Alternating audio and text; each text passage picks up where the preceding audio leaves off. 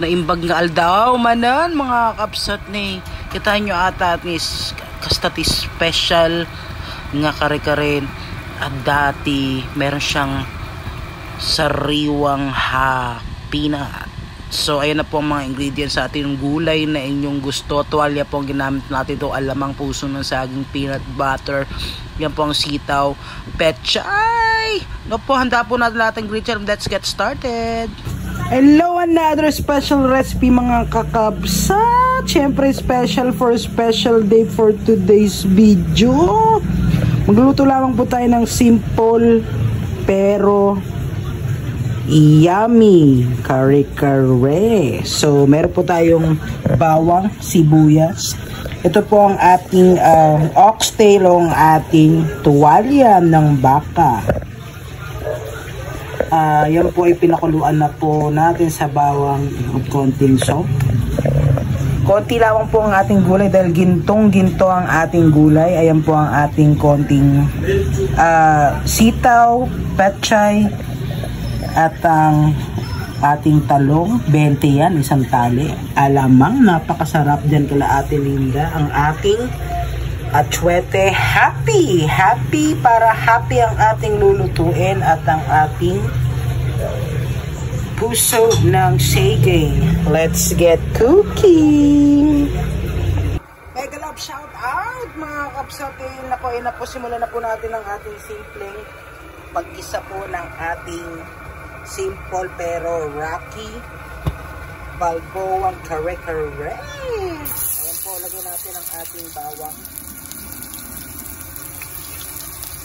Siyempre pag andyan po si Marites, hindi po dapat nawawala si kumpare. Pag brownin lang po natin ng konti, pag naamoy niyo po yung aroma ng ating bawang, baka banglo. Then we're gonna add the onions.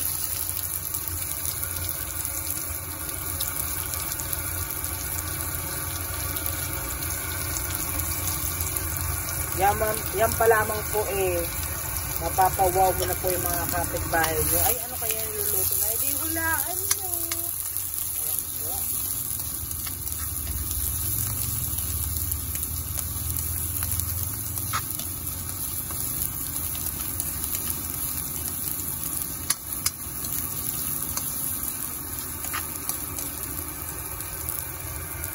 So, pagkagisa po ng bawang at sibuyas, yun na po ang ating mahiwagang towel o tuwalya. Kasi sarap po yan, medyo nag-isang-gisa po na kakapsat.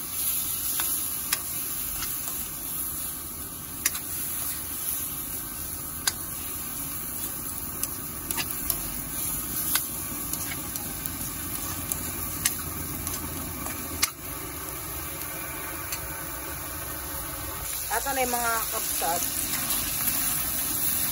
naluto na po ang ating bawang, sibuyas, at ang ating special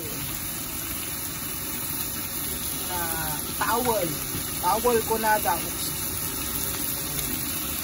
Just to put a little bit of salt.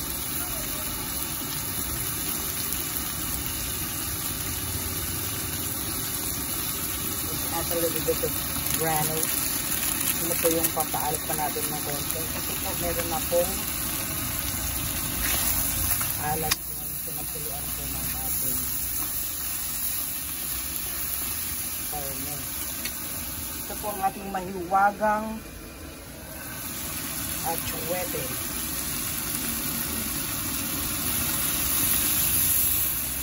Lagyan po natin ng konti para kumulay yan dito.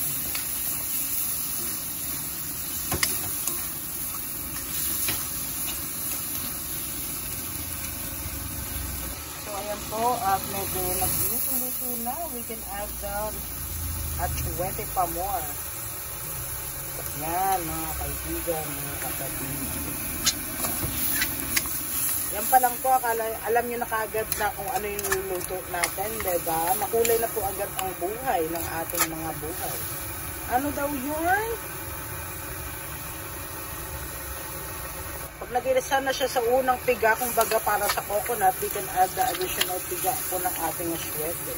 Yan na po yung ating magiging parang pinaka-chabaw ng ating kare-kare.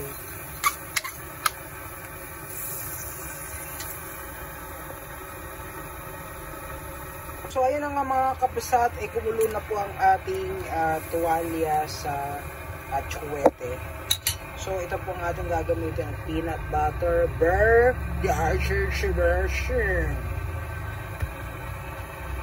Then, let's add the peanut butter para lumapot na po siya habang pinapakuluan.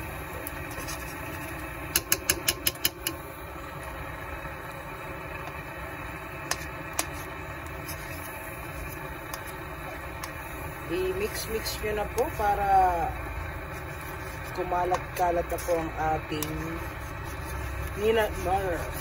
Sabi nga nila, ay, ang sarap niyan. Shout out po sa laging nagbibigay ng peanut butter sa atin. Shout out po tayo. Yan.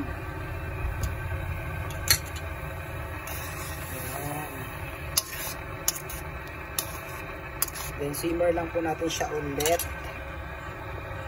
So ayun na nga mga kabsat, nakita nyo po naglapot-lapot na po ang ating sabaw. Dahil po yan sa peanut butter. At ayan po ang ating puso ng saging. Ang daming puso pero ang saging po talaga may pinakamaraming puso. So lagay na po natin mga kabsat. Atan iti matagal nga maluto. So yan po ang una natin ilalagay.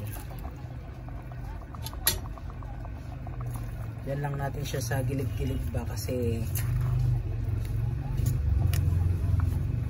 basit lang jay karne natin kasi more on gulay po tayo mga kabsat. Atan kabil pa ya po atan Atan mga kabsat, medyo malambot na po ang ating puso po na laging nagmamahal. Yun po yung puso po ng saging dahil napakaraming po mong pagmamahal ng puso ng saging. Sabi nga nila, saging na may puso. Tsaka po natin ilagay ang ating talong. Talong for longer relationship. Sabi nga nila, ang talong daw po na mas mahaba ay mas masarap ang pagmamahalan, mga kabsat ni ata ni.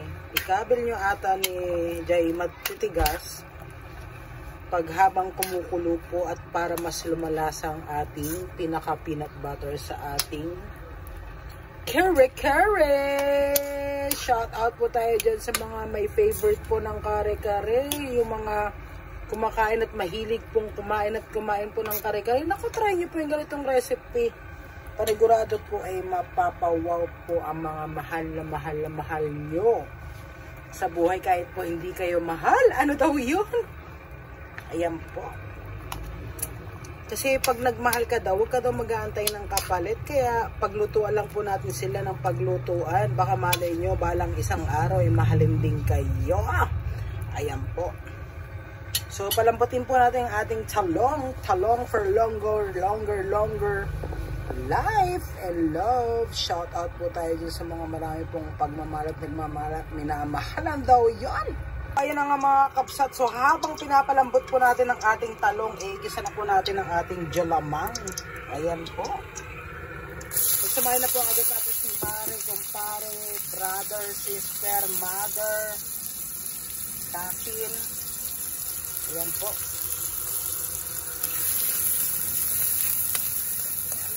Sa pagkakataon ito, medyo iluluto po natin mabuti ang ating bawang at sibuyas. Yan po ang ating alamang.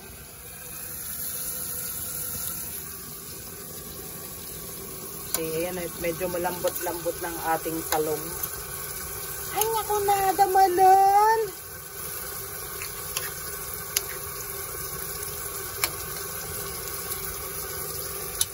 Ayan po, gisin natin ang ating bawang sibuyas at palambutin pa po natin mga kabsat ang ating talong. Happy birthday po sa mga may birthday dyan. Birthday ko ngayong pagkakataon na to. Kaya po ako yung nagluto ng pinaka-paborito ko na ultimate kare-kare. Ayan po.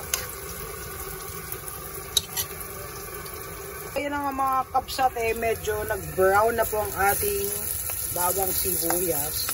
Kasi time is gold. We can add the sitaw para habang ginigisa po natin ang ating alamang, naluluto na po ang ating pinaka main dish, ang ating kare-kare. Ayan po. Hey, special but happy. Ang daw yun dahil happy peanut po gagamitin nating peanut dito. So ayun na nga po after a few minutes later, ito pang ating alamang. Nako, panigurado po yung mga kapitbahay natin magtatanong, ano na naman po na kaya ang ulam nila dyan? Igisa na po natin yan lahat. Alam nyo po ba kung bakit? Kung may matira man po dyan, ay yan pong alamang kalamang ay ulam yan. Yan po ang ating pinapakulo pa po ang ating kare-kare. Yan po, ay gisa na po natin yan mabuti. Kaya na nga mga kapsat, atanay, atapay iti manay. Anay, ikabil tayo, atanay. Yan po ang magiging pa-special po niyang ating kare-kare. Then ito po ang ating garlic. Let's just add garlic on it. So, pakuluan po natin ang ating mani. Ay, naku, naina. Yan po yung growers nating peanut. Ay, happy pala. Growers pa lang pangarap, pero happy ang nabili natin. Parang happy ang ating pinaka kare-kare. Atanay, ang ating lagyan po natin ng asukal para mas masarap. Ano daw yun?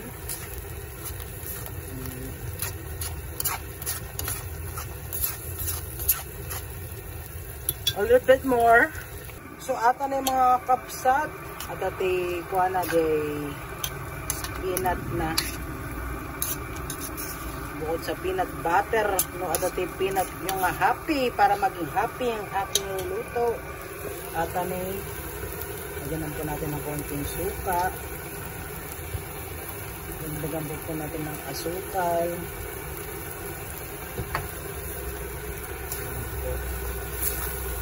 So ito po ang secret na secret, pero sabihin po natin yung konti po niyan, lagyan po natin.